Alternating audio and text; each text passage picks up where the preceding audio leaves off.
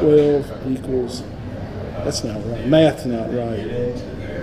6, 1, 8. 0 times 7 equals.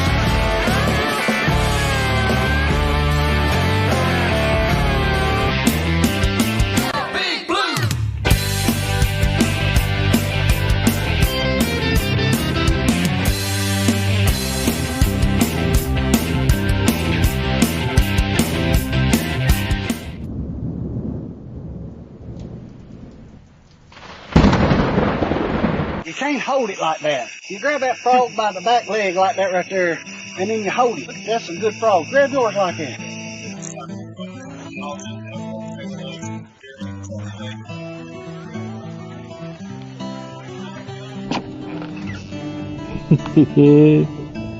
Wave at the camera, boys. Y'all be on TV here this week. Hey folks, Jake Davis here with Southern Woods and Waters. We're down visiting beautiful Dayton, Tennessee on behalf of Fish Dayton. Right. Sucker left. Little strike, isn't it? White bass. A little white bass. Two backs with him in the backfield. Run the option to the near side. They try a reverse and the ball's loose. There he goes, there he goes.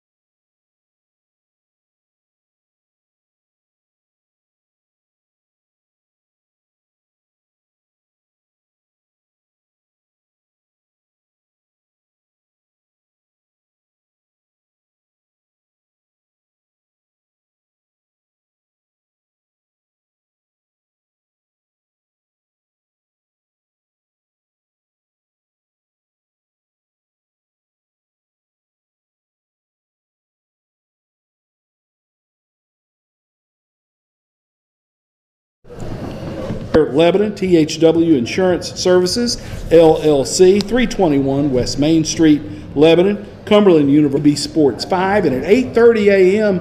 on Thursday on the Wilson Post Facebook page. Let me run through the schedule. of high school football that we've got coming up. Week 7, Thursday action, October 3, Antioch will play at Mount Juliet. That'll be a 7:30 kickoff. Friday, October 4, Lebanon at Wilson Central, Green Hill at Warren County, Providence Christian at Friendship Christian, Grace Christian at Mount Juliet Christian, and Watertown will go to Pulaski where they will play Giles County. Tim Mathis, head coach at Cumberland University, is with us on the first segment of the show. No game last week. Preparation this week, getting ready to play at Campbellsville to open Mid-South Conference play. Tim, how has the week of practice been so far? It's been good. You know, we dabbed in it a little bit last week of starting to get ready for them, but a lot of that was working on Cumberland, you know, getting better. But the past 2 days have been really good practices of, you know, starting our gauntlet of conference play. Well, we touched on it a little bit last week because you had that open week. You took a day or two off, and you worked on Cumberland quite a bit. What kind of problems does – I know Campbellsville's 5-0. They beat the Division II team, Roosevelt, from Chicago last week. What have you seen on film about Campbellsville? They're scoring a lot of points. Didn't score as many points against Roosevelt, but I think Roosevelt's a pretty decent team, just moved up, and their record doesn't show it. I don't think they've won a game, but they've played some pretty good teams. But their offense is pretty good. They do a lot of motions and shifts, and you know, just trying to get your defense out of whack and set up the matchups they want to do. But they're doing a pretty good job of scoring points and all that. But they have given up some points as well. But you know, they're not bad on defense either. You know, to me, they remind me a lot of Florida Memorial as far as how they play and everything. So it's going to be a tough game. We don't have an easy game in the Mid-South. When you talk about what they want to do offensively with a lot of movement and shifts and that sort of thing, Cumberland plays a lot of base defense. You don't see a lot of trickery or moving a lot of folks around. That Right. probably makes that a little easier for your bunch defensively. It should. You just got to have – the whole thing is, especially in the secondary and stuff, is just to out-discipline, you know, what your keys are. You stay with your keys and don't get fooled with all the motions or the swaps in formation or whatever. It's just eye-discipline, and it's, you know, as long as you do that, because we don't trade guys over and all that. We do kind of, you know, stay where we're at, which is a good thing, because it could get more confusing. But it's just, you know, everything they do is just window dressing to get you to get out of where you want to be. And so we just got to be disciplined and trust our keys and trust what our reads are, and we'll be okay. And it sounds like, and a lot of teams that do that have a lot of motion, a lot of shifts, different formations, they've got a base package of plays that they have. They're running those plays out of all kinds of different formations just to kind of goof you up. It's exactly what it is. They really don't do a whole lot. They just do a lot of window dressing to get to this, just like you're saying, to get to the same play. They're just doing a lot of window dressing. Personnel-wise, on their defense, do they have some guys who might give you a little concern? Do they blitz? Are they going to stay base? How will they play you? They're an odd front. They're a 3-4, but they get in a lot of even looks with that and getting to bare looks with it. And we think we might see that a little bit just because we've been able to run the ball. But they're not huge up front, and because of that, and it's kind of similar to us, is, you know, there is a movement up there. They can't just play technique and play you. They got to move guys, and they do a good job of that. They do a good job of stunting their guys up front to create movement, to try to create problems. And you know, they're not.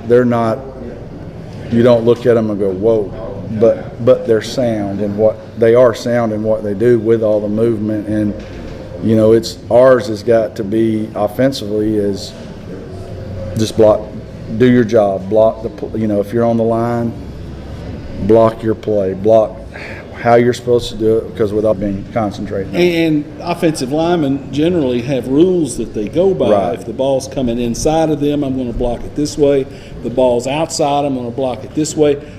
That takes care of stunts. It takes care of all that, stuff. because if you block your rules, they're going to stunt into where you're supposed to be anyway. So again, it's eye candy on the defense. You just got to trust your rules, and really stress that today. There was one look we had problems with, and we got it right. And the second time we went through it, and it's all about don't hesitate. You just go. You go full speed, and it's going to come out in the wash if you'll just block your rules and step where you're supposed to step. We talked the last time you were here that the open week may have hit you at a pretty good time to get some people back who had some bumps, bruises. You held them out of some games. That holds true in your offensive line. It definitely, Mitchell Bear is back this week, and he's going to get reps at guard. He's getting in the guard rotation immediately. Drake Fisher started practice this week. He'll probably be next game before he gets back. But then, we're full go on our offensive line when those guys get back to where we were at camp, and not just camp, and spring practice as well. And we're back to, knock on wood, and hopefully don't have any other injuries or issues there. But you're feeling really good up front, and got William Spence is back at receiver. So we've got him back. He had an injury issue right at the end of camp and hadn't been able to play. So we've gotten some guys back on offense, and we've been able this off week too of rest some guys on defense that had some bumps and bruises, little twitches in their muscles or whatever that hopefully that helps them heal by game time this week too. You talked about getting Spence back into that receiving rotation.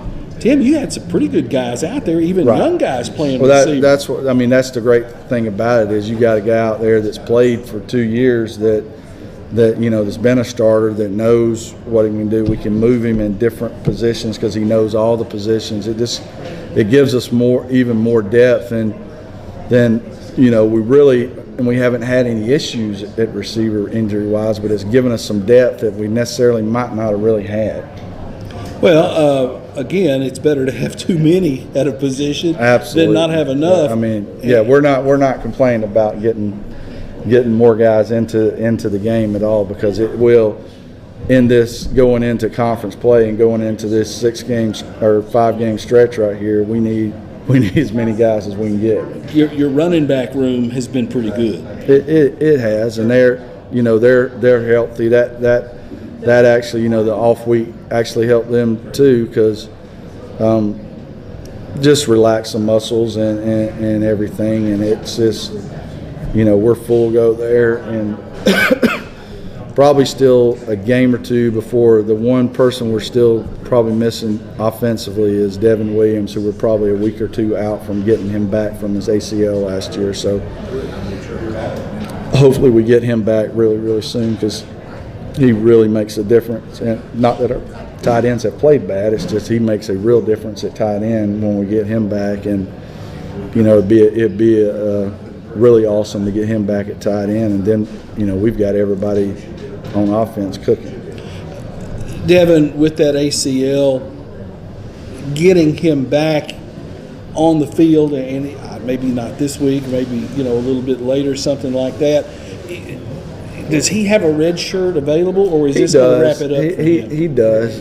We could red shirt him, but we're hoping to get him back, by next week or the next, just so we can play him in those games, because he's one of the best tight ends in the conference, and we can redshirt him if we have to, and he's healed. Everything's good. We're just it's quad and hamstring strength is what it is. It's getting the muscle built up enough. He's just not quite where he gets full range of motion with a single leg squat, and that's what we're kind of waiting on with him to push through that one spot, because we don't want to put him out there if he's not 100%, because we don't want to risk another injury. Campbellsville is not that far away. No. That's one of the closer trips that you have. it would be great if some of this Cumberland faithful made that trip for that 6 o'clock I'm really game. hoping. I won't ever call it X or whatever. Kind of tweeted that out today that it's 2 hours and 15 minutes away from here in Lebanon. We'd love to have I've just been calling them our 12th man. Have a great crowd. It was amazing when we went to Union, the crowd we had at Union. We'd love to have that crowd and even more at that game. Turn their field into our home advantage, because it's a huge help. And in conference play, when you get people traveling like that, it can only help. 6 o'clock kickoff changes your game day a little bit. Instead of having the 1 o'clock, 1:30 kick, it's going to be a 6 o'clock kick. What's that Saturday routine going to be like for your football team? It's not much different than, because of when we're going to leave, and so it's not much different than when it's a home game, as far as when we do a little walkthrough before we eat our pregame meal and all that. It bumps up by an hour and a half or whatever, but it's kind of the same routine. We'll get on that bus, so you get about a 2 hour and 15-minute quiet time going to it's actually a little better than a home game, because they'll get in the locker room sometimes at home games, and it's not quiet time because they put the music on and listen to stuff that I couldn't tell you what they're saying, but they love that. But it'll be a good 2 hour time of just, hey, play the game. We always stress, play the game in your mind. Go through your blocks, play the game. If we have this call or that call, do your assignment on defense. Do your assignment, and a lot of guys do heed that, and they take that, because you can play the game in your mind before you get there.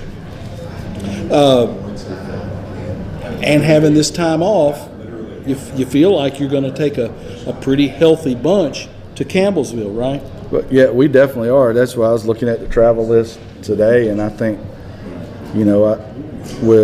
I think we're traveling 69, 70 guys most people don't travel that many guys, but we're traveling, 69, 70 kids. That's not bad on the NAIA level. Well, and a lot of those guys are going to play. Right, they are. And, it helps to have those 2 games that you can play and it not count against you. So we are using some young guys that we use on special teams and things that help. Again, it helps us go through this gauntlet of games of keeping some of the starters off, 2 or 3 special teams. Maybe they're just on one that we really need them on instead of all of them. Yeah. So that helps a whole bunch. With Cumberland starting Mid-South Conference play on Saturday, is everybody else rolling in the I think conference? everybody's playing. I think Lindsay's off this week, but everybody else is. I think Bethel and Cumberland's play each other. I'm trying to think of who else. So I guess Faulkner and Georgetown play each other. The conference needs a couple more teams, don't they? You do. It's just the hard part about that is there's not a lot of NAIA teams that play football. There's a lot more that play baseball and basketball and all that, but there's not a lot of teams that want to spend that money and start football, and that's the issue. Is you lose one.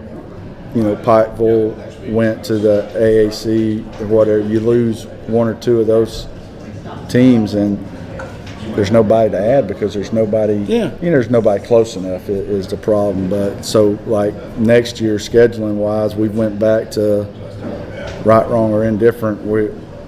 The Appalachian Division, the conference wouldn't schedule games with us anymore, so we're going back to the Sun Conference and playing those Florida teams.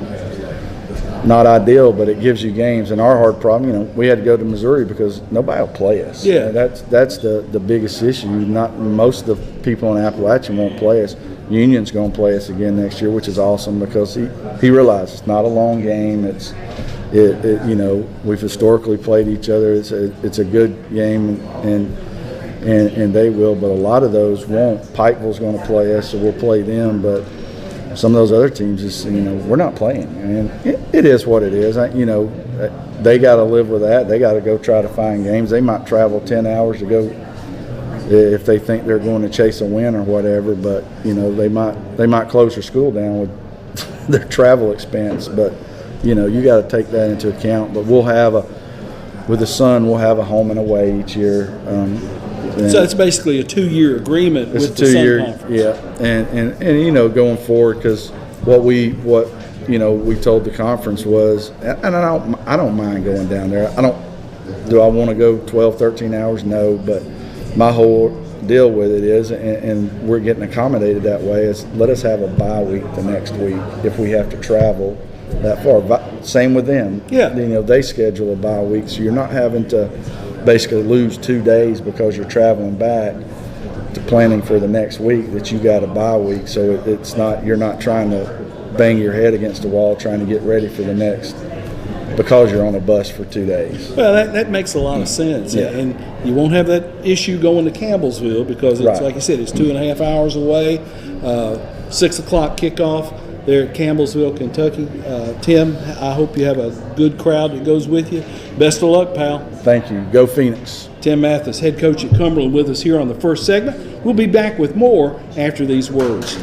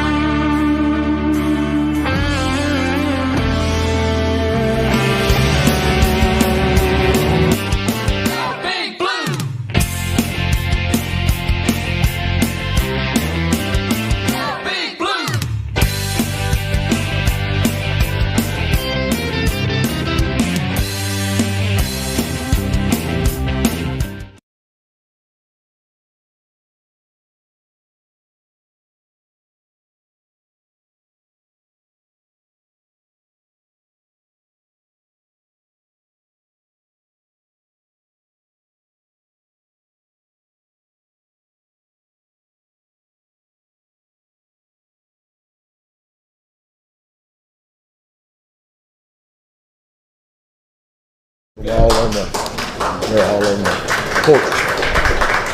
Hey, welcome back to our second segment of Coach's Night Out, live at Town Square Social. Advantage Roofing Contractors, LLC, Shop Springs Creamery, the Salas Realty Group, THW Insurance Services, LLC, Cumberland University Athletics, DT McCall and Son, Carthage, Lafayette, Lebanon, Franklin, Cookeville, Shop Springs Creamery, the official chocolate milk of Blue Devil football, 28-16, Sparta Pike. Chuck Gentry is with us here in the second segment. And before we get too far into this thing, Zion Logue, Lebanon High, class of 2019, former Georgia Bulldog, 2 national championships and an SEC title, has a new NFL home. Yeah, I was on the practice field, obviously, and got a call, and then called his mother, and she gave me all the details. It wasn't public yet, but they were flying him out of Atlanta to Buffalo, and the next morning doing all the physical contract, all that stuff. Got him on the rosters, number 97, and a lot of opportunity. I think he's the 5th defensive lineman out of, I think they only have 4 on the 2 deep. He's the 5th one now, and where he was number 9 in Atlanta. So I think Derrick Henry and the run game for the Ravens showed them they needed a little more beef inside, and so I was told that there's the defensive line coach at the Buffalo Bills was the defensive line coach at Austin Peay, who had offered, one of the first people to offer Zion. Okay. So there is a little bit of a back connection back there, but he is whole deal was he didn't like the cold. I can attest to that. I've been with him in the cold. He doesn't like the cold, but I said there's enough people in Lebanon to send you warm hugs that it'll be okay. And the Buffalo's been playing up there in the cold, and there's a reason they keep running them out there. So you're going to be okay. You'll thaw out after it's over. Well, Andy McCullum, a good friend of mine, head coach at the University of the South, did 2 years at the University of Buffalo as an assistant coach. And I talked to Andy a little bit. He says it's cold. He said, but the Bills Mafia will adopt him. That is a loyal fan base. He said he won't want for warm clothing. And just what a great opportunity, because he goes from the practice squad in Atlanta to the 53-man roster in Buffalo. Not to say that he's going to be on the 44 game day roster, but it's there for him. He's got that opportunity, which he didn't have that opportunity in Atlanta. Yeah, it's a great opportunity, and one that he's been waiting for and working for, and it's prayers answered, and he's been blessed, and we know what he's made of and expect big things. Turning our attention to last week, the win at Watertown, 27-7. We're broadcasting the game there in the fourth quarter, and the fourth quarter gets underway, and I'm doing my thing, and I look, and the clock says 6 minutes. I'm saying, am I in a time warp or something? They didn't tell us, but the officials apparently decided to shorten that fourth quarter. Well, we had some conversation before the game started about what, when, where, why, how, conditions, and basically when it was agreeable with everybody, then they would do that. And they came over and during the break and said, Coach, we want to go 8 minutes, and we said yes and go. And then we kind of bled it out there for a long time, trying to get out of there and trying to keep both sides injury free. And the field conditions, bless Ed's heart. I know he worked hard on that field, and Big Ed Roberts at Watertown, who is the field man. And I felt bad, just good reason for everybody in Wilson County to have turf. I said that afterwards, but for anybody listening, it's just one of those things. But it was, if you'd have told me at 6 o'clock, Lebanon High School will not have a bad snap, not have a bad exchange, not have a fumble, not have a bad snap on anything, I would have said, I'll bet you 100. And luckily I would have been wrong. And, one of the, knock on wood, one of the cleanest games we played in some of the worst conditions I've ever played in. Offensive line, I thought, played well, and it got Deuce Edwards some running room. I had him for 189 yards, 3 touchdowns, one a 51-yarder, and he had a 46-yarder called back. Mm-hmm. Maybe he was light enough to kind of scoot around on all that mud. Well, he was, you could tell that he was trying to figure out when do I cut, when do I go, but he's got enough speed once he was in the open to break too, and we made a big emphasis of holding on to the football, and like you said, there was we had a lot of bodies in there, and we're getting bodies on body and trying to move the chains. And then when it wasn't Deuce, we got the majority. Gianna Zeta, who was playing defense, also came over and ran the ball 6 or 7 times and had 6 or 7 impressive runs and found the end zone once. And it was, I told him we're gonna let him run the football. I may not even throw it any, and kicking myself now would probably shouldn't at all. But it's one of those things, and I was very pleased with how we played. With as they said, at times they had 10 in the box and 1 out there on their wide out. And I'm like, well, they can't get any more in there, so it'll be okay. And like I said, we were conservative. There were some things we probably could have took advantage of, but hey, let's get in and get the win, get out, and a good night. I told Joe, and he said, well, I'll end this and get. I said, I've been out in it all night. We won. I'm going to enjoy it a little bit, sit there and walk in the rain. And I was probably one of the last people out of the stadium and one of the last in the locker room because, the kids will remember that night. And again, the field conditions are what they were. Everybody had to play in them that played, and when you look towards the field house down there and that American flag standing straight and the wind's going sideways, and the refs asked, which way do you want to go? And I said, that way all night. And they said, well, we can't let you do that. And I was like, well, I definitely don't want to kick off twice, but if they'll let me, I want to go that way. And so it was, if you were going into the wind, it was pretty rough. If you were going with it, at your back, it was better. But, it was that way for both sides. I give Watertown a lot of credit. Coach Webster and his bunch, they did or attempted to do what they do. They threw the football some. And Waldorf, and I know it was cold and wet, he completed some passes, and then as it got later in the game, it was probably hard to get a grip on that football. Well, he was, if I'm not mistaken, 12 of 23.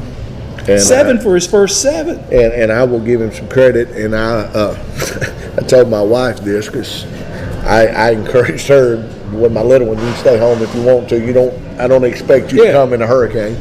But if you would have took my blood pressure when they went up 7-6, it was probably world record wise, because not only was he throwing it into the wind and throwing it to the short side of the field where we weren't covering it correctly, and had to get Coach Fry off the field so they could kick off because he had the 2 DBs out there holding court. And but it's after that we kind of settled down and played a little better. But he said last week on the show, well, we're going to try to do what we do, and I thought, okay. And to his credit, he did. And there's an old adage, you are who you are. Don't try to be somebody you're not. And I give them credit. They're a spread football team, and that's what they tried to do. And down some running backs with some injuries and stuff like that. I completely understand. The best chance that we have is to throw the football and spread you out and run it a little bit, not get everybody in there kind of like we did and say, okay. And because I knew for us, Josh was going to blitz and blitz and blitz, and so let's don't give anybody free run at us. So kudos to them, and it's just one of those things. The elements are what they are. Football's meant to be played in them, and they did it. I didn't expect Jack Greer to play and then play as much as he played.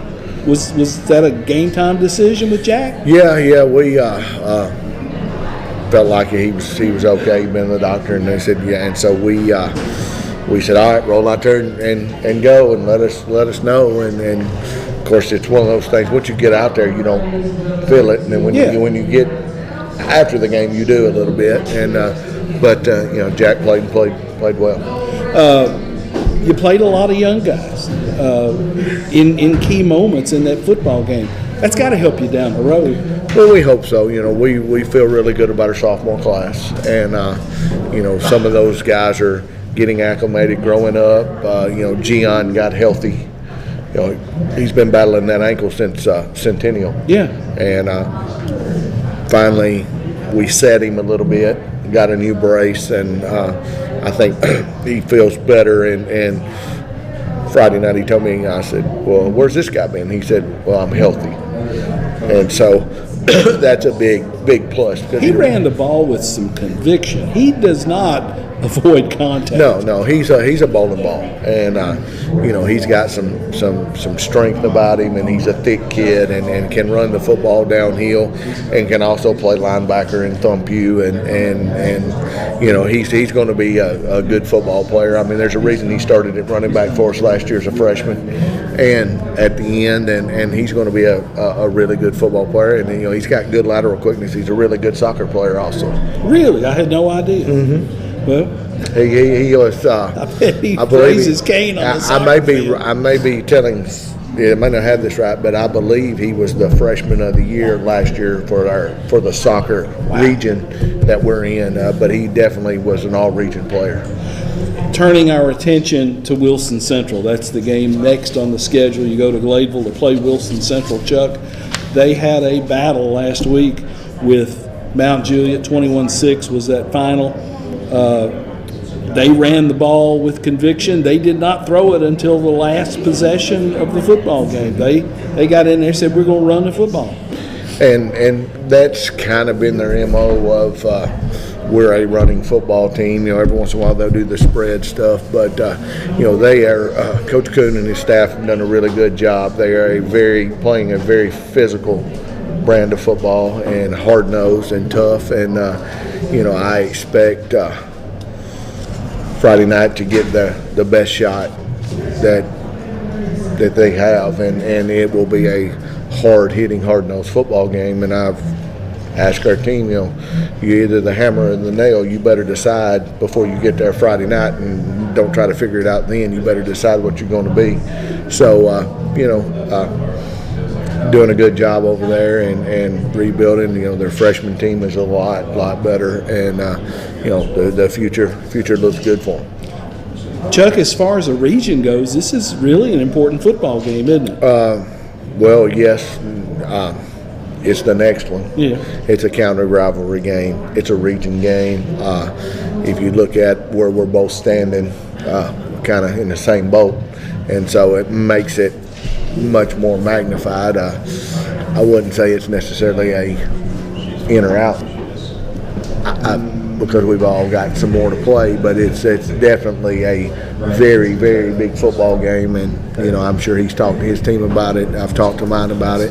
Don't want to make it bigger than it already is, because it is big, but there's a lot of eyes on it, and it will probably have major implications for postseason for both of us. Defensively, what does Wilson Central like to do? Well, if you're talking in football terms, it's called a mint front. It kind of looks like a 50 at times, kind of looks like a 4-4 at times, sometimes two safeties, 4-3. Sometimes looks like there's one linebacker in the box, but there's really 7 to 9 of them in there. So it just depends on how you're looking at it, what formations you're giving, who they're playing in. Of course, last week they had more up in there because it's a hurricane, and probably wasn't expecting them to throw the ball as much as they normally do, and Matt Hewlett was in there with some condensed sets and stuff. So it's just one of those things where you've got to, depending on what we come out in, is what they'll be in. But again, their defense is doing a good job and running to the football and keeping the ball in front of them, and the kind of stuff that is good. Good recipe for success. Well, I would guess the formula that you had against Watertown will be very similar to Wilson Central. Don't hurt yourself with fumbles and bad plays. Can't get behind the chains. Can't turn the ball over. Fumbles or interceptions. And then if we've got the ball, they don't. So that's always a big thing. But, yeah, being able to be efficient and either A, run the football, or B, take what they give us, or being able to not make bad decisions and throw the ball where it's not supposed to be thrown. That would be, like I said, we threw it the other night 3 times, and one of them went to them, and something you can't do. You can't, especially in a game like that when we're in control, don't give them the opportunity. So, again, the old adage that we talk about every week, I think, and I truly believe this, it's more about us than it is Wilson Central. Nothing against them, but how are we going to handle the situation with a big football game? And I talk to our kids about the competitive composure that you've got to have to A, snap and clear, do the things that you're supposed to, and in a big game, a heated game, don't let the emotions cause you to have a pre-snap, post-snap penalty. The jumping off sides. I want to give him a little extra after the whistle, or hey, I'm trying to get in on that pile a little bit, and it's one of those things. And in a game like this with 2 evenly matched teams, you never know what break can turn the tide, and so it's something that you have to be really conscientious of and try to take care of the discipline part. And me and Coach Perry just sat back there and talked about all of it. with kids, it's you never know. Yeah. I mean, you never know what a 14 or 18-year-old is going to react. Friday night there was a fumble and there's kids, falling on the ground and scuffling for a football. Well, they ended up throwing one of theirs out. I've looked. I didn't see any punches thrown. I told Josh I didn't see any. And then they threw one out and said he come off the sidelines who had run a route. And it just, you never know. And then we got a 15-yarder, and our kid was just pulling again and was trying to separate two from that were kind of jawing, and they give him a 15-yarder. And I'm like, goodness, what's next, and I get it. The referees have to control it and let everybody know who's in charge. But the emotions run high, and so you have to control yourself. And for a 14 to 18-year-old, sometimes that's big stuff. Quickly, team meals this week. The CRNAs at Vanderbilt Wilson County Hospital providing Thursday's team meal, and former Lebanon player Isaiah Moore providing Friday's team meal. Thanks again to Shop Springs Creamery. Their corn maze is going to be open on Friday for those that enjoy that sort of thing, so you can get a couple of dips and go walking through the corn maze. Chuck, best of luck as you go to Gladeville and you take on Wilson Central on Friday. Thank you, Tommy. We'll be back with our final segment after these words.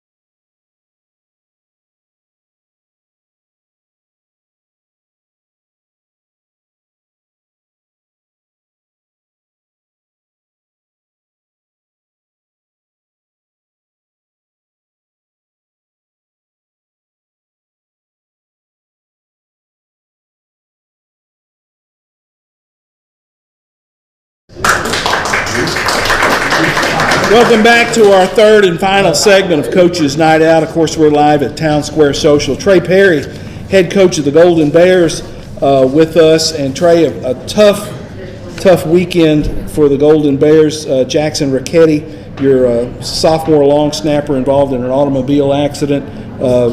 What can you tell us about Jackson? Last 24 hours has been very encouraging. First, let me talk about the player and who he is also. His dad, Matt Ricchetti, is our tight ends coach and our bus driver and about 10 other things that we've noticed this week. He's been with me, like I said, he's been with me for a decade, so Jackson's been with us off and on almost his whole life. His older brother, Corey, long snap for us for 4 years, so it's in the family. Obviously, Corey's at Austin P, long snapping now. But yes, Saturday he was actually going to another football player's house for a cookout. You know how the roads were with the rain, hydroplaned and wrapped his truck around a tree. On the scene, there was a cop there that knew one of our coaches, and he kind of gave him a heads up. It was pretty serious. It's been a roller coaster since then, to be honest with you. That family's been phenomenal. Our community and our family of MJ DNA has been phenomenal, and I don't want to go too far with updates and those kind of things because you want to kind of verify those, but I'll just say remarkable improvement in the last 24 hours. It was just posted that they extubated the tube. He is breathing on his own. They want him to talk, and I think he's trying to do that, but he's passing the commands that they give him. So it couldn't be better news after obviously horrible news in the beginning. We have posted on all of the Wilson Post social media sites a GoFundMe account. You see that picture of Jackson and a link to that GoFundMe account. The numbers were pretty impressive before I left the office today, Trey. And if folks don't know how to help, they can go there and help. There's no telling, the long-term impact, the financial impact on a family for something like that. And if you can help, you can find it in your heart, find it in your wallet to help this bunch. It would be much appreciated. Yes, sir. And he's obviously at Vanderbilt in ICU. I heard his dad say it today. I know it sounds like a cliche, but it's a marathon, not a sprint. And they know that. But they also are a family that has been with us, and we talk about training all the time, and this is their new level of training. And he phrased it like that, and I thought that was very encouraging and the right way to do it. Trey, last week a 21-6 win over Wilson Central. You got Wilson Central's best effort, didn't you? Did. Got Wilson Central's best effort, got Helene's best effort. What did it do to the field? I'll be there Thursday night to cover that game. What was it like when you guys left the field? Well, the magician helped it out this week. Coach Perry put his touch on it, and it's I think it's recovered for the most part. Hats off to Coach Kuhn and Wilson Central because they got on board with us, and both of us warmed up off of the game field. So at least at 7 p.m. we just had a wet field, but it hadn't been touched. I think that helped. But it was, coming out of the half, it was pretty nasty. I've done a few of those, but as far as hurricane rain games, it was pretty nasty. But again, you're right. Wilson Central played very hard, very physical. It was good for our guys. We played well. We still have Mount Juliet beating Mount Juliet at times. The penalties were an issue, weren't they? They continue to be. We've implemented some things now, and without going into too great a detail, that I think will help that. I think I've said this before, and I'm getting tired of saying it to them, to be real honest with you, and I think they know that. There's a difference between physical penalties that happen in the flow of the game and selfish penalties that happen outside of the flow of the game, and we got to cut the selfish ones out. But they know that. And I'm sure you've been on that from day one. And was it 13 penalties? There were 9 personal fouls, and so 9 15-yarders, or we went years not having that before, and I think part of the conversation we talk about being physical and bringing that physicality to the game, but at the same time, there's a whistle for a reason, and that's the end of the play. Travers and Osborne hooked up a couple of times for short touchdown passes. Good combination for you guys. Absolutely. The first one was really heads up. We were in the low red area, so I had 2 tight ends in, maybe even an extra lineman, and showed a package where we were going to, Wilson Central did the right thing, packed the box all night long, and Tyler just saw that the corner was drifting inside a little bit and wasn't quite out there. And he turned a running play into a passing play, and we give him that freedom, and Baylor's just so reliable. I hope young players watch him practice because the way he practices, you would not know the difference between a practice and, Super Bowl championship or the gold ball game. He practices that way all the time, so his play, reflects that. Our reporter at the game talked to Travers after the game and asked him about Osborne. Kept making those catches. He said, well, he's a baseball catcher and he catches 90-mile-an-hour fastballs, so he can catch the ball. Yeah, he said it better than I could. But the fact that we went 8 for 10 on that night, I was very proud of that. Yeah. We didn't get a ton of yards, but we had to kind of loosen up that box some, and we were able to do that. And in those conditions, that was pretty impressive. I mentioned in my preview story that's in the Post today about Thursday's game with Antioch that 2 of the premier quarterbacks in Middle Tennessee are going to be going at it. Now, they don't play against each other, but hope not. Travers and Andre Adams from Antioch, pretty good, classy couple of quarterbacks out there. Yes, and Andre, when you break down film on him, it's not just, of course, he's got the scramble ability with his size and being able to do that. That's a problem. But when he sees what he wants from a read progression standpoint, he gets rid of the football. And, that's problematic too because he's got people he can throw it to. Well, he runs to throw. He never gives up on the play. Sure, and his eyes stay downfield. I know we've heard that a lot because he does it a lot. So we tried to mimic some sort of a scramble drill several times this week, but it was good. We sort of froze the defensive line, let the back 7 play, and told him, it might be 5 or 6 seconds because of what you just said. He's looking to make the splash play, but if he can't, then he can pull it down and make a splash play himself. So we've got to be super disciplined. I've told you before, I trust this defense, and they're doing a great job. They've done a good job studying film on this short week with all the stuff around it. So hopefully we'll be ready to play.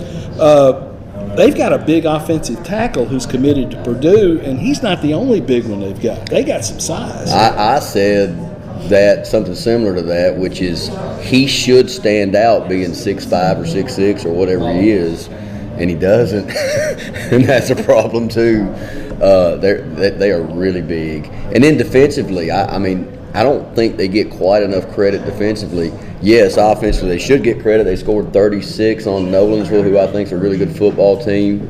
But in the Oakland game, if you really kind of diagnose and study the film, now Oakland does what they do, and they get a special team score and a defensive score. But you start subtracting that, you realize Antioch played a pretty darn good game against them on defense. They're coming off a loss to Stewart's Creek I'm sure it was a messy, wet football game. How did they play in that game against Stewart's Creek? You've seen the film. That's a great question. Here's what we did Sunday when we came together. Obviously, after reporting on Jackson, we started talking about them and breaking them down as a team. We said, "Here's what we need you to do." That's an outlier because it is like they can't run their offense in that kind of weather. And then Stewart's Creek did the right thing too. They slowed the game down. They put in extra linemen. And so there were some things we got to see from maybe an offensive standpoint, but our defense didn't put a lot of stock in that. Okay. It's going to be a 7:30 kickoff. You have a son who plays for you. Arsente Broom, head coach at Antioch, has a son who plays at Overton, Correct. Where he was before he got to Antioch, and they've got senior night, and you were certainly accommodating to move that game to 7:30. Well, we talked first about going to Thursday. I kind of explained to him about fall break and those kind of things. And Arsente and I go way back. He coached at Maplewood. We've coached against each other, good friends. And he was fine with 7 at first. And I was like, man, I said the same thing you just said. I was like, I've got one on my team. I wouldn't want to miss it. We're doing military first responder tonight. Okay. In pregame. It's actually helped because we get to do that. We get to honor Jackson. And then at halftime, we still have to have homecoming because we've had it canceled twice. Yeah. So hopefully we getting all that in tomorrow night. Thursdays have never bothered you. You may be Mr. Thursday night. I like them. I mean, there's a myriad of reasons why. Obviously, what we do on Sunday, we feel like gains an advantage. Our kids are sort of used to that. That's not a problem. So we just pretend like Sunday's Monday, and we move that way throughout the week. And we've done it. This will be our second. We'll end up with 3 this year. And I like, obviously, having 8 days to prepare the next week, or in this case, it's going to be a little bit longer with the bye week, but you get to go out and scout somebody.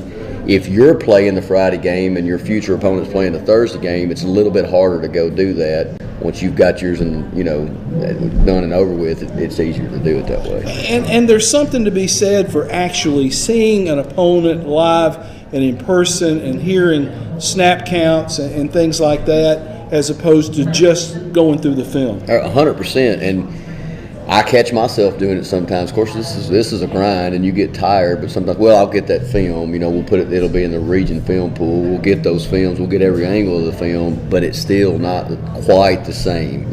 Because you can see personnel groupings going in and out. Maybe people that are banged up on the sidelines that might not be on film, and you kind of can solve that puzzle a little bit easier about why is this guy starting in front of that guy. There's plenty of things you see in real time that you don't pick up on film.